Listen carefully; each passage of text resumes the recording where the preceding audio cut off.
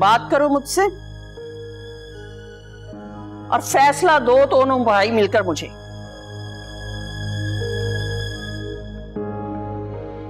आखिर क्यों अकलौती बहन के दुश्मन बने हुए हो? क्यों उसका रिश्ता बिगाड़ने में लगे हुए हो तुम दोनों?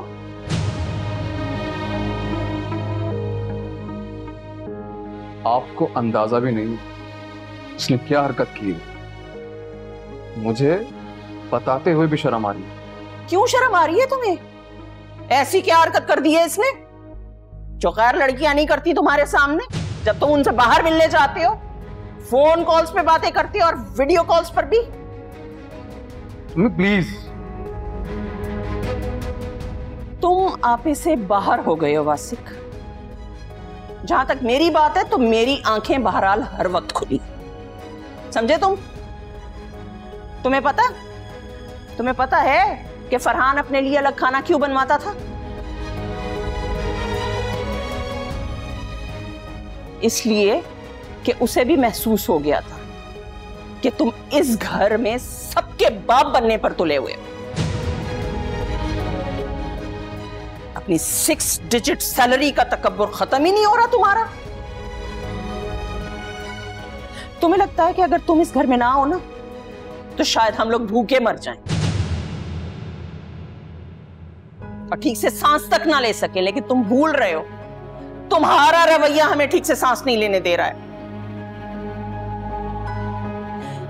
मैं तो खुद से छुपाती फिरती थी ये बात, लेकिन आखिर मुझे हानिया नहीं कह दी कि मैं शायद खुद भी तुमसे डरती हूं कि कहीं तुम्हें मेरी कोई बात बुरी ना लग जाए।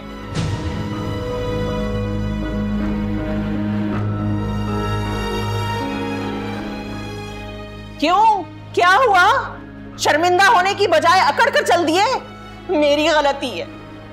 अच्छी खासी जिंदगी गुजर रही थी हमारी जब तक मैं हदीका को इस घर में नहीं लेकर आई थी।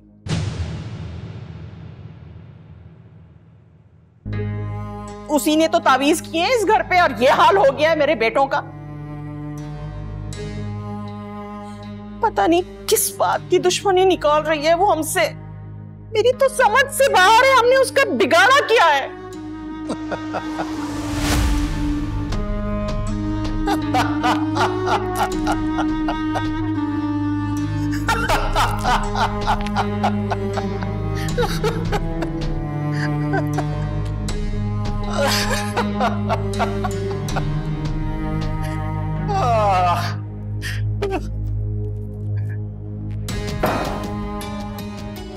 अम्मी, ये फरहान भाई को क्या हो गया है? मुझे तो लग रहा है इनके जहन पर असर पड़ गया है।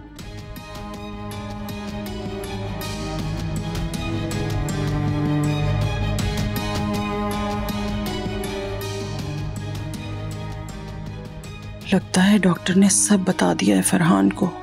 बहुत गलत हुआ ये तो। अब शायद मुझे पैंतरा बदलना पड़ेगा फरहान को काबू में करने के लिए।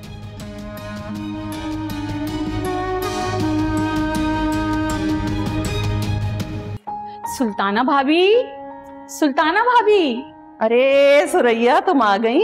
हाँ बिल्कुल, माजरत के साथ कल मैं नहीं आ सकी। आप बताएं सब ठीक रहा ना? अल्हम्दुलिल्लाह सब ठीक था कल। तो बैठो जरा, मैं आती हूँ, बैठो।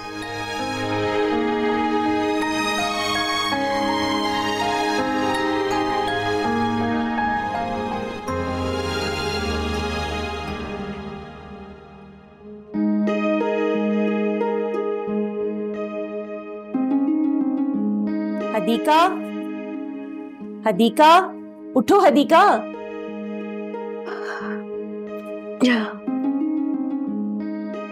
अम्मी, इस घर में ठीक से नींद तो पूरी करने दे।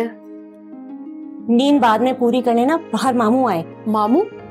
मामू को आपने क्यों बुलाया?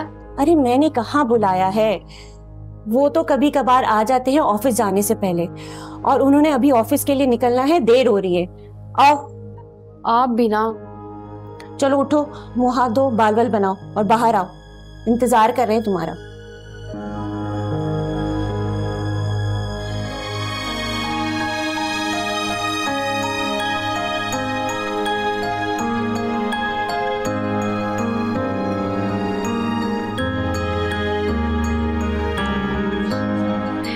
सुल्ताना भाभी, लड़के की माँ का फोन आया था।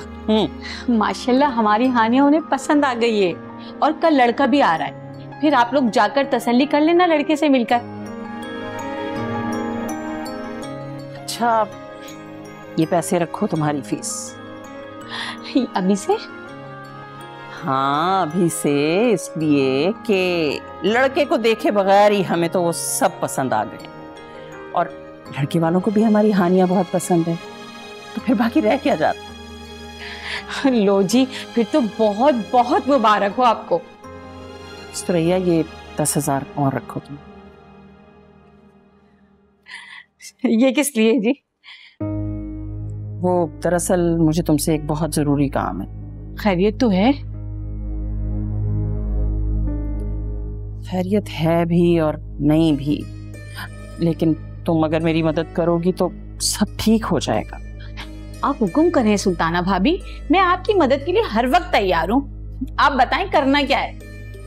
देखो, करना ये है कि तुमने हदीका की माँ के घर जाना है और वहां जाके उससे ये बात करनी है कि वो किसी बहुत अच्छे आमिल बाबा से जादू टोने का कोई तोड़ निकलवाए, ठीक है? और जब वो तोड़ निकलवाए तो तुमने वहां वो जाके वीडियो बना लेनी, ठीक है?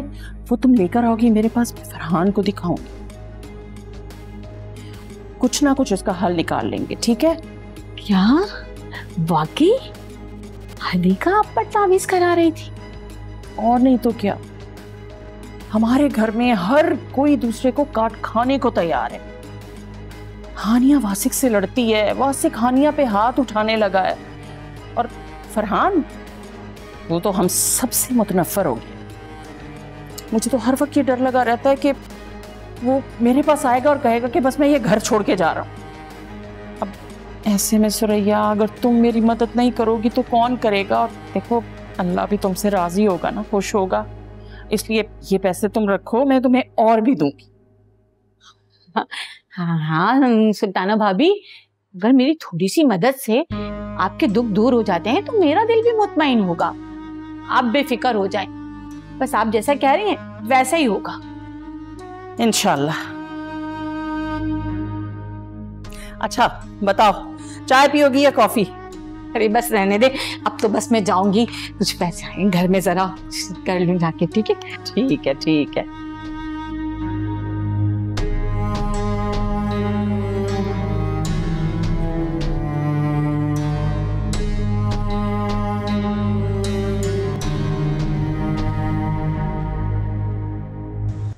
आजो आजो सुरैया,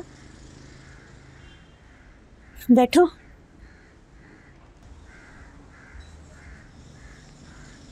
अच्छा हुआ सुरैया तुम आ गई, वरना हदीका तो मुझे तुमसे बात करने के लिए रोक रही थी।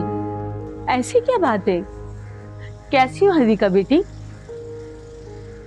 आप खैरियत से आई हैं?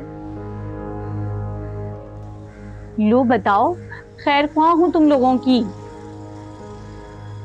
पहले तुम मेरी बात का जवाब दो। अम्मी प्लीज। हदीका, तुम जाओ अपने कमरे में।